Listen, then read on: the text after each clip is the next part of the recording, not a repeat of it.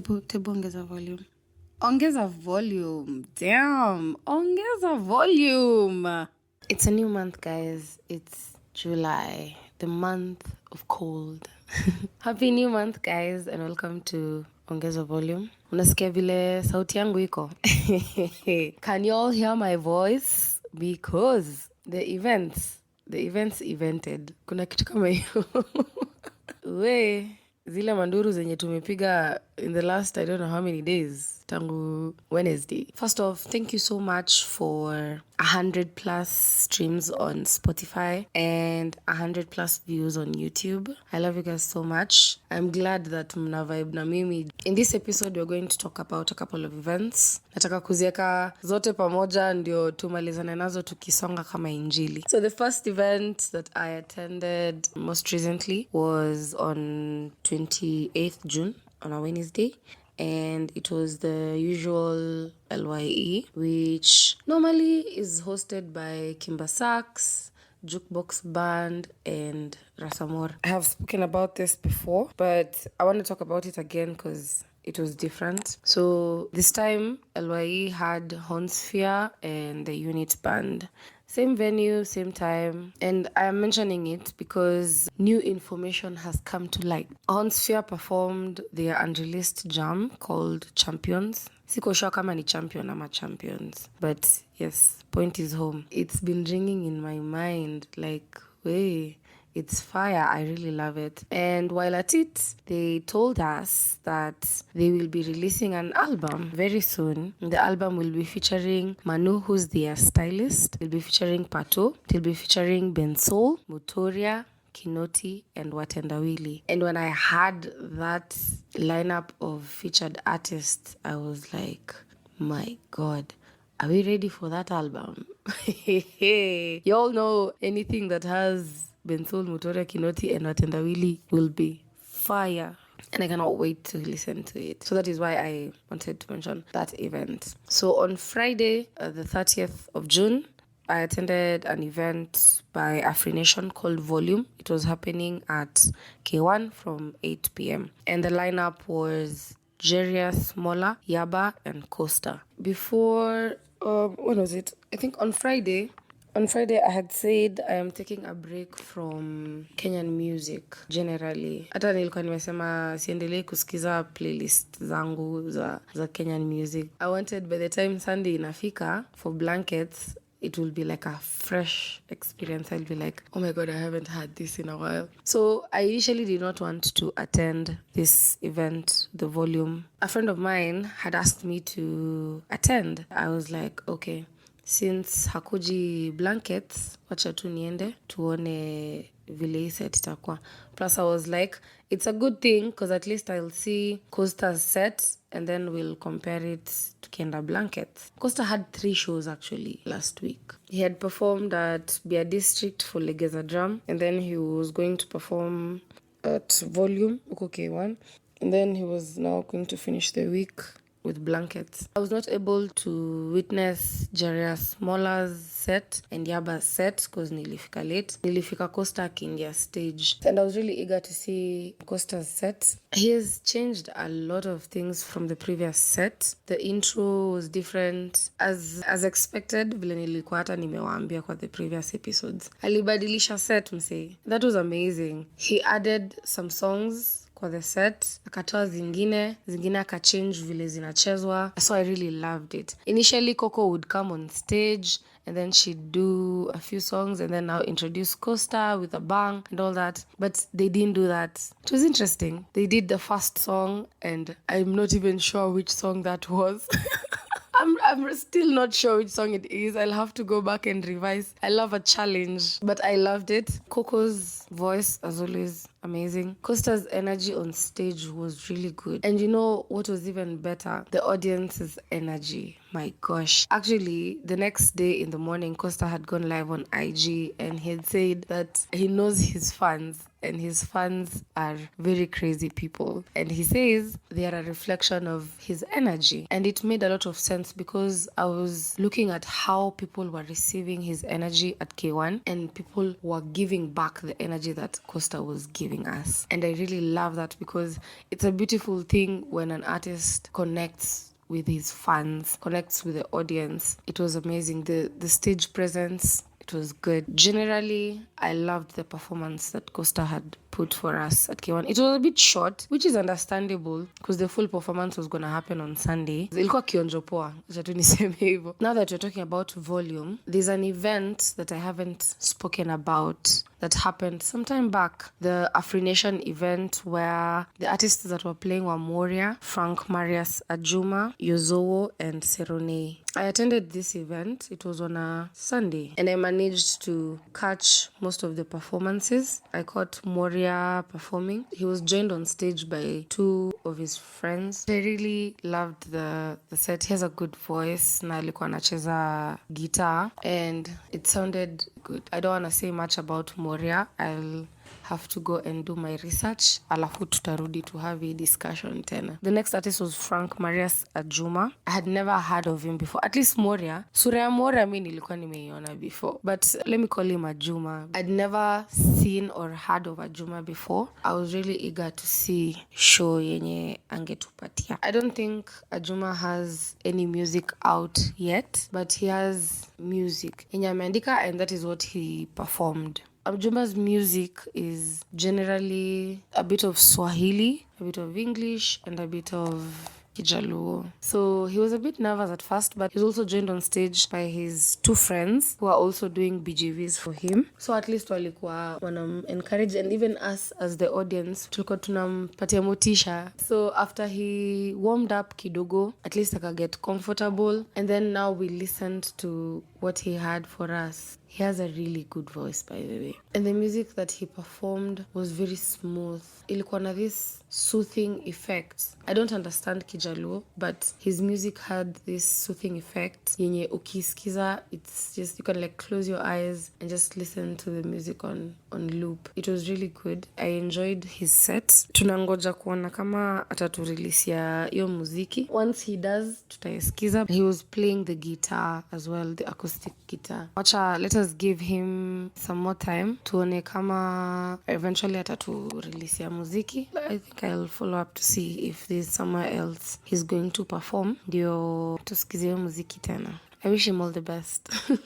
The next artist on stage was Serone. Serone is a very interesting artist because we know his music, but we don't know him. I don't know, how does that happen? It's common.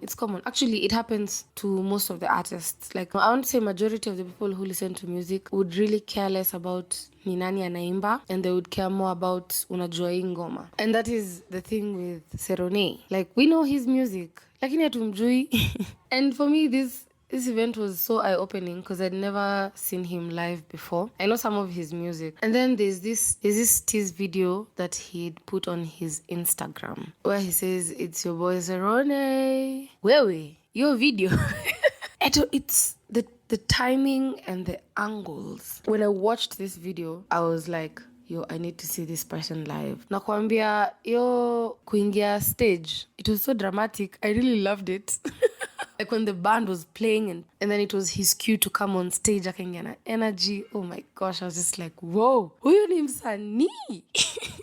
And then he played music that we know, that we don't know. Did he play unreleased? Anyway, I wouldn't know. I'd listened to some of his music kidogo kabla the show, so I wasn't really singing word for word, but at least I'd listened and they were a bit familiar. Serone had good coordination with his band. Humphrey was on the drums. I don't know the names of the two guitarists. And then Ebe was on keys. And then there was another person on keys as well. Okay, that event did not have a huge turn-up, by the way. Artists are humans. So I was like, maybe mse anaweza boeka, alafu he won't give the show 100%. Juu atakuwa like, anyway, wase wako kiasi, so why am I going to exert myself and all that? But Sirone didn't even care. Yeah, alipiga hiyo show. He had mad energy. He executed the songs well. He was engaging the audience. You know, he was telling us to like sing along. He even asked us what is banana in our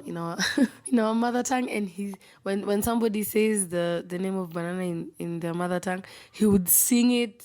I think he has a song related to that. Yo, his lyrics are nasty for some of the songs though. Very explicit content. Nilikuwa nasikia line flani niko, we? Did he just say that? And then his music gives this dancehall vibe. Ni dancehall kabisa. Ile muziki ya break your back and all that. So it's very understandable by the way. But he really executes it well. Hey, hapo by the way, kama kungekuwa na mtu nyuma yangu, hata mimi ningekuwa navunja mgongo. Just saying. I haven't explored dancehall artists in Kenya. I haven't. It was very interesting to see him play. I hope he'll be playing more often because it was a very good experience. It was very thrilling. Something I like about artists, when artists acknowledge their band, like there's this thing yenye wataenda kwa instrument moja afanye solo, ende kwa instrument ingine afanye solo. I usually like that by the way because inapeana ile vibe ya yes mimi ndio msanii, yes mimi ndio na perform, but I cannot do this alone. It took a whole team to bring this to life. It's the same way I saw videos of Fenagitu's album launch that was happening. I saw her give flowers to sijui kama ilikuwa manager wake, and I know Fena is a very good live performer. Yet I felt really bad for missing it. That aside, flow from one track to another, oh, it was good. And then he had diehard fans who were singing word for word. Mi nilikuwa naangalia ma fans niko like, we? Hivi ndio ninakaanga nikisikiza mangoma za Bensoul. The final artist to play was Yozo. Yozo are a group of 3 artists. Aki sijui majina zao. I didn't stay long for Yozo's set, but nikitoka, it was a chill vibe. I haven't listened to Yozo's music that much, but I know they've released a new song juicy called Motion featuring Kinoti, and I liked it. So I'll go listen to Yozo some more. But yeah, I had to leave early manze. Hii adulting, lazima ningetoka mapema. Hizi ma events za all Kenyan lineup by the way, they're usually enjoyable. They're usually very enjoyable. I really appreciate these event curators. Blankets and Wine was happening on Sunday 2nd July at Kasarani uko Loret Gardens, inakonga nyuma ya stadium. Gates opened at 12 and then the performances were supposed to start at 2 p.m. Lakini kulikuwa na intentional delays juu ya Nairobi Marathon ilikuwa ina happen. So walikuwa wamefunga mabarabara so that magari zisipite. It was good that at least they delayed it kidogo so that watu wafike after mabarabara zimefunguliwa, because most of the roads are being opened at 2 p.m. Anyway, there were some DJs who were playing before. An honorable mention to a DJ called Nick the DJ. He plays Kenyan music, the music that we usually listen to. And I discovered him during a Free Nation kwa hiyo event ya Yozo. He was playing music and every time you just have to go and ask, uni msanii mgani? Ini ngoma gani? By the time I was arriving, Maya had already started her set. Mimi huyo nikakimbia hadi stage where she was performing. So Maya Amolo is an artist wa R&B. So I remember the last time when we were doing my expectations for this event, I hadn't done a lot of research ya Maya Amolo, but I went back to the drawing board when I was doing the whole playlist. Nikaskiza her music, and once she was performing, I really jammed to her music. She had Mali as her BGV, and she was playing with a guitarist, Arthur as the drummer, and somebody who was playing playback. Arthur is the drummer of the movement. Her set included her existing songs from Asali, and she performed Cotton Candy, which was the new track yenye alikuwa amerelease hiyo wiki tu, which really got me excited. Like, yay, she performed her new music.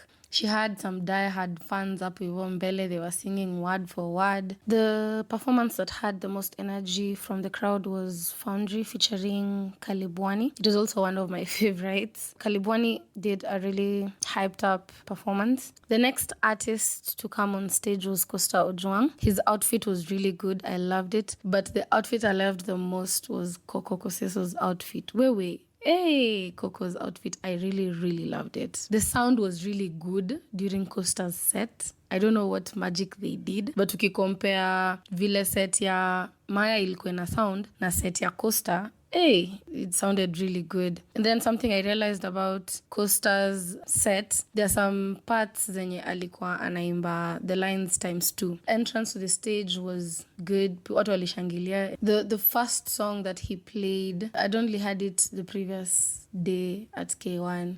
And I liked that it is still different. There were changes within the set, which was also good. Now, my issue with Costa, and I know everybody who attended Blankets knows what I'm about to say. My issue with Costa was, sijui amkujua time ikiisha, ama there was nobody checking the time, ama amkuwa mnajua the time. Of course, mlikuwa mnajua the time allocated, but we all know there are some songs zenye mafans wanapenda, zenye msanii lazima ataguzia. Like now, in this case, I think Manyopesa must be the biggest song. I'm not so sure. So by the time Costa is saying his time is up, he's leaving stage, people are wondering, auja perform Manyopesa? I think he was left with probably 2 songs from his set and he didn't perform. That was very, very, very heartbreaking. Nakwambia tulikuwa tunatoka hapo, tulikuwa tunasikia like tumefanyiwa makosa.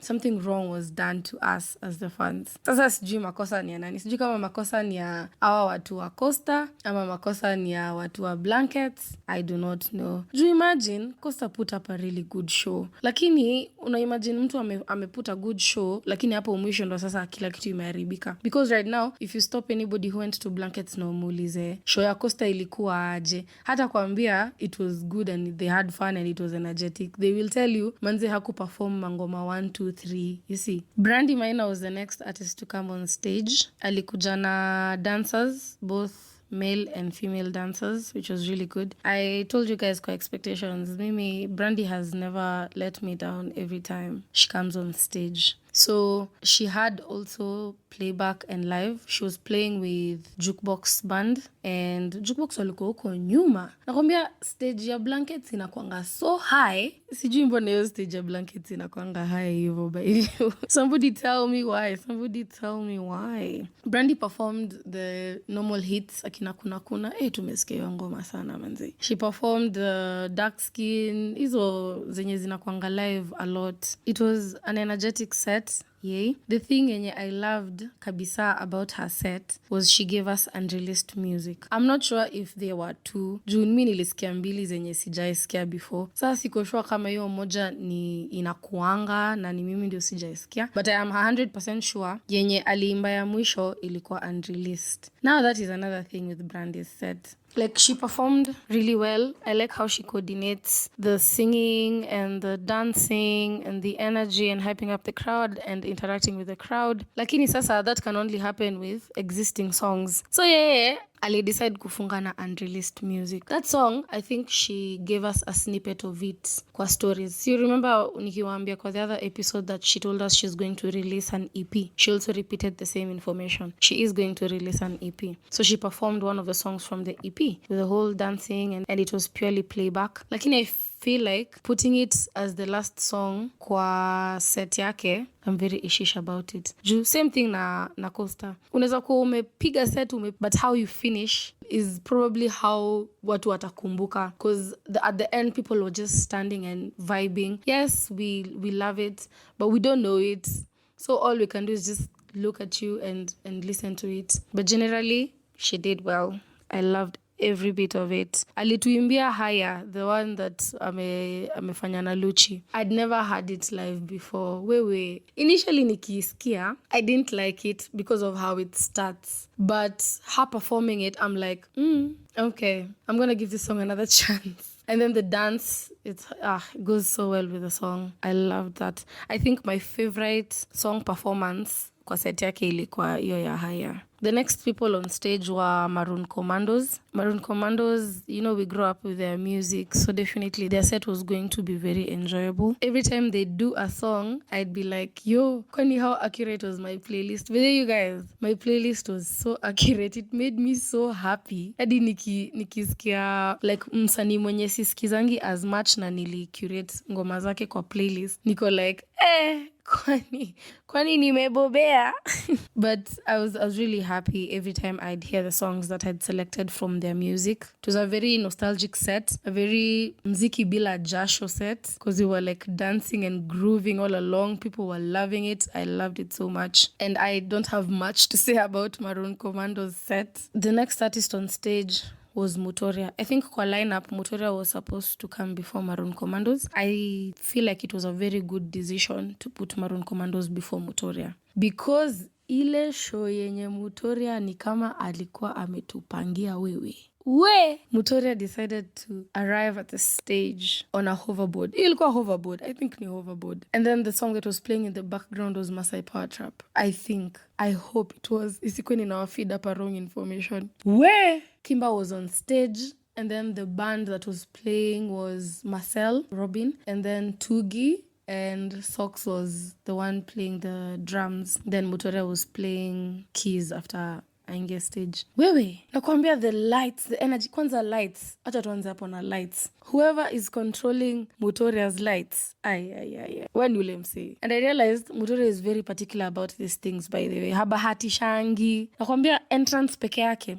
By the time alikuwa namaliza sasa ati ndio na settle stage, mimi nilikuwa najiambia I don't think we are ready for this set. The band walikuwa wamevaa uniform. Walikuwa wanakaa poa aje. Mlikuwa mmeiva. Nakwambia kama kuna mtu mwenye ni king of mashups ni Mutoria. He just knows how to blend the music. Ikifika kwa kupanga sets, huyu mtu ni mzii. After performing kiasi peke yake, guess aliita nani stage? Akaita A-Rosh. And you know what that means? Mwanake millennial. Ililia, guys. Ililia. Waligonga yo Mwanake millennial. And then when they were performing Mwanake millennial, I was like, hey, Mungu wangu. Si wa perform to Coffee and Bread. Because I was like, I came to realize, I don't think nimesikia Coffee and Bread live wakiwa pamoja on stage. If they have, maybe nimesahau. But I was just hoping. I told my friends, hey, you guys, I hope he plays Coffee and Bread. Let us hold that thought. Charisma akakuja akapanda stage, and then they did this whole dancehall set. I think they did the same dancehall hivi walifanya. Mnakumbuka ile event ya Alchemist ya Charisma? It was in February. A-Rosh and Mutoria joined Charisma on stage during your event ya Charisma, and they did the whole dancehall set. So me, I couldn't fascinate as much, but I was like, yay, people were energetic because not most people had witnessed it. So that is a win. Alafu, ilifika point wakiperform one of the songs of Happiness. There was this lady. I'm not sure kama ni Tiwa Shira. I don't want to say the wrong names. I hope it's her. Alikuwa na blow like bubbles on stage, and it was creating the whole aura. I loved it. You remember during ilikuwa Oktoberfest, alitutupia balloon kwa crowd. Tukairusha. I think the balloon works better than the bubbles. Balloon ina work better than the bubbles. But the bubbles were also good though. And then my wish came true. They performed Coffee and Bread. Hiyo arrangement ya Coffee and Bread, it's still ringing in my head. Yani nilikuwa tu nimesimama hivi naangalia niko like, are we actually experiencing this right now? Robin aligonga hiyo kitu. That electric guitar was doing the thing, and then combined with Kimba's saxophone, and then ulete Tugi hapo, alafu Mutoria kigonga keyboard hapo, Sox uko nyuma kwa drum, and then lights, the whole effect combined. That is one of the best moments for me at Blankets. Hadi sahi nikiongea nina feel chills in my body because I can still hear it. That was very sensational. Akaita Billy Black on stage. So see, I told you guys about Mutoria's EP, Pressure. So there's one song called Sour. Na amefeature Billy Black. Mi hata sikuwa najua Billy Black alikuwa nakaaje.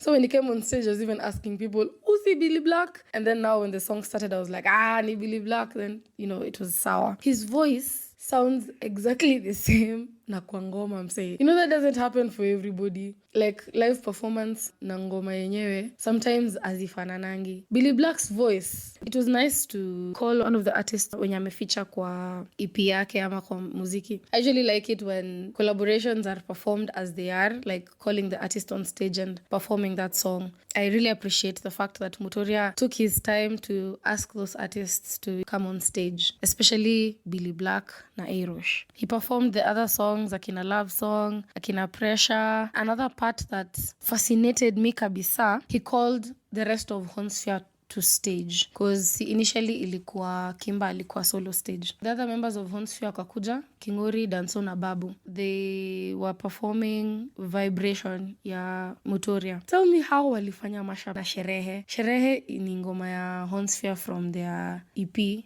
actually called Sherehe. And then I was like, are you guys hearing that? Because see, Vibration has like the words, and then hiyo part ingine pali horns inaingia wali mix na Sherehe. Nilikuwa nasimama hapo in awe. I'm like, did they just do that? Are they even allowed to do that? That was that was good, guys. Nilipenda. There was this dancer who was dancing. I didn't get his name, but akona moves. Vile alikuwa na dance, ilikuwa inaendana na ngoma za Mutoria. I don't know how they did it, but ilikuwa inaingiana. The vibe was the same. They did I Want, of course. Lakini niwaulize, Usiniringie ilikuwa kwa set? I don't think alicheza Usiniringie. Because me was expecting, Usiniringie the remix ilitokea juzi. Ama aliperform na mimi sikuona. Ebu you guys tell me, ebu mnikumbushe isikuwe nasema kitu yenye haikufanyika. I don't think he performed Usiniringie. Ingekuwa poa kama angeperform because pia nayo hiyo gonga. But ni sawa. So Mutoria, I really enjoyed your set. It showed that there was so much work that was put into it, into delivering the whole package. Ilikuwa inaonyesha vile you guys are in sync, you and the band and Honsphere. Yani vitu zilikuwa zina flow seamlessly on stage. There was a lot of thought put into the whole concept and I really appreciate that. That was really good, Mutoria. Next artist on stage was Nameless. Si mnajua Nameless ni nani? Outfit ya Nameless ilikuwa fiti, by the way. I really loved his outfit. Alafu ilikuwa imematch na ya dancers. The way he was incorporating singing and dancing was really good. He gave us hit after hit after hit after hit. It was so nostalgic. Aliita hadi Mr. Lenny on stage. They did an Issa tribute. They did the old classics. Aliita Wahoo stage. Msee, mapenzi ni kitu tamu. Ai, haya mapenzi hutaweza wewe. Life is a really beautiful thing. Aliita Wahoo stage.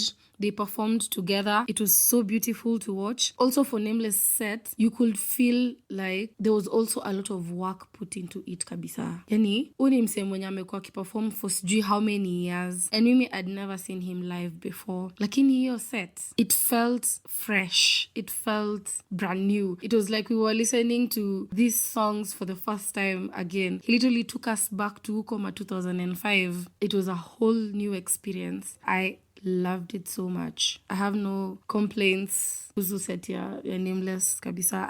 Alifika my expectations completely. The next artist on stage was Calligraph. Mnakumbuka kwa expectations tulikuwa tunasema hatujui kama atakuja na DJ ama atakuja na live band. And it's like he knew it because he also mentioned it. Because at some point he said, najua hamjazoea kuniona nikicheza na band. And then I was like, oh, so you know, honorable mention to Olang and to Gimlamba. They were the ones playing guitar for Calligraph. I don't know who the drummer was. Na yo live anajua kugonga. He performed his bangers and the arrangement with the live band was good. He was in sync with the band. The audience was matching his energy. He was really on top of it. Lakini kitu ili ni surprise. He played birthday song yenye amefeature na Nviri. I really liked it, by the way. I have nothing much to say about Calligraph kusema ukweli. I have no complaints. Ani, everything he was doing was so new to me. Adi, I have nothing to compare it with. Okay, I have something to compare it with. So mnakumbuka nikiwaambia nilimwona akicheza Kasarani lakini alikuwa anacheza na DJ. Calligraph should play more often with the live band because me I really enjoyed it. Na hata nilikuwa nishawa show. Huyo msee ni OG ya ukweli. So, the last artist come on stage was Bensoul. Bensoul's outfit.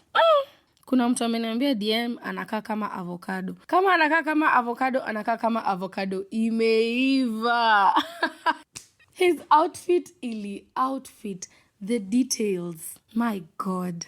His hair, the shoes. pants, the coat. Yo, his outfit did the thing. The visuals kwa screen akiperform na the lights coordination, I also appreciate that. But mwenye anafanya screen na lights za Mutoria na Bensol, they know what they're doing. Wanajua kenye wanafanya. Aliingia na intro Dreams ile yenye amefanya na wanavokali, alafu kala ya nguo ili match na hiyo gita yenye alikuwa nayo. Msee, wewe, that was really good. He performed with dancers akicheza dondosa. I think this was the first time we were experiencing dondosa live. Ama nyinyi mmaisikia dondosa live? Because kwa the album launch, I remember being disappointed that he didn't perform dondosa. So, this was the first time we were experiencing dondosa live. Na alifanya na dancers. Have I mentioned the band? So the band ni jukebox made up of Musalia, MJ on the drums, and Gavi on the keys. Kwa stage, at this point, ni Bensol mwenyewe, kuna dancers wawili, and then uko nyuma sasa ni band at this point. He performed Pedi, which is obviously an old classic. He performed My Boo. My Boo is one of the really good songs, by the way. Yenye amefeature Savara na Polycarp. Alafu you know pali kuna Polycarp, kuna ile part inakwanga na guitar. So you expect that. Ngoja, kwa band sija mention Ice. Karibu nisahau Ice bana. Ice pia alikuwa anacheza na jukebox. Ni vile he's not part of jukebox, but ya ucheza na jukebox. Nimekumbuka juu ya hiyo part ya kucheza yenye Polycarp anachezanga. Because Ice is the one who does that solo. And he delivered kabisa. Ice is very talented. Umse ni mnoma. So, time ya My Boo ikafika, Gavi akakuja mbele. The instrument he was playing ni guitar. So, ni ile stuff yenye Mutoria ucheza, keys zenye zinakaa kama guitar. Gavi akaamua, hii show si ya Suda anymore. Hii show ni yangu. I'm guessing that My Boo is probably his favorite song. Junayo, he was really feeling that song. He really was. And the whole band, kuna point wakakuja mbele wote, and it was so beautiful to watch. He did Melody. So Melody, si unajua iko a bit emotional kidogo. So kumetulia, and then lights are doing the thing. I feel like it was blue. All this is out of memory. Hata na mimi ningekuwa nakumbuka vitu hivi nikiwa shule, ningekuwa nimefanya hiyo degree ya udaktari yenye nilikuwa nataka. One thing hata yenye niliona Steve akitaja. Steve ni one of the Kenyan music critics. Ali acknowledge the fact that he was mixing playback with the live band, which amekuwa akifanya. I don't think it's something new. But akacheza Legalization briefly without the band though. And then akiendelea na Legalization, artists wa Raw walikuwa sasa ndo wanataka kuja stage. See, I think people at this point are saying Raw should be the national anthem. People really love Raw, by the way. Next akacheza na Pepea. Beautiful. He did Cheesy. He did Midaya for 20. Midaya for 20 si mnajua lazima Hornsphere wataficha. Nakwambia intro ya hizi mangoma, they're usually really good. Wanakwanga wameipika vizuri. Waliitwanga kama kawaida. Kuna transition ilinipata off guard. The way they moved from Midaya for 20 to Nairobi, nilibaki nimeshanga tu, niko like, what just happened? So, a general overview of this event. Blankets is usually very enjoyable. The whole experience, the artists, the food, the people were so beautiful. Alafu the whole of Nairobi was there, which is normal. I had so much fun. And it is safe to say that my expectations were fully met for each and every one of these artists, and I really enjoyed it. Ni hayo tu kwa sasa. Thank you so much for reaching this far. Umefika hadi mwisho kabisa. Wewe ni ule msema nzee, unanisupport ile mbaya. So I really appreciate you. I really wanted to include the International Reggae Day within this episode, but ingekuwa too long, so I think I'll do a separate episode discussing what happened on that day. It was on the 1st of July. But otherwise, it's been me, your host, Abigail Diana. Turus!